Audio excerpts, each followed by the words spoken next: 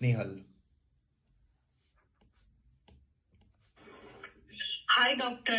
I am here today with my dog Bruno. From last week, he's not feeling well. He's very sick. Can you check him today?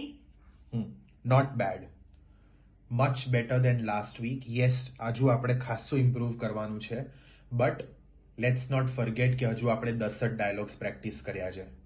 Okay, હજુ આપણે બીજા 50 કરીશું. તો by the time આપણે 50 કરીશું, આપણું level બહુ જ આગળ વધી જશે. ઓકે, બટ વિચાર કરો, ખાલી 10 ડાયલોગ્સ કરીને ફ્રોમ ધ લેવલ કે જ્યાં એક વર્ડ નહોતું બોલાતું ત્યાં આપણે આટલું બોલી શક્યા. ઓકે, આ ખાલી 10 ડાયલોગ્સ કરવાથી આટલો બધો ફરક પડ્યો. ઓકે, હવે અહીંયા જુઓ, બધા કીવર્ડ્સ જોઈએ.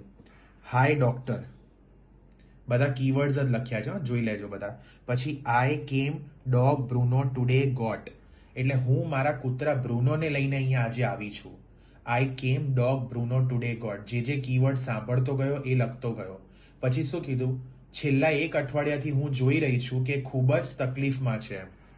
Last 1 week I see he lot pain, ખૂબ જ તકલીફમાં, લોટ પેન, અને હંમેશા બેચેન રહે છે.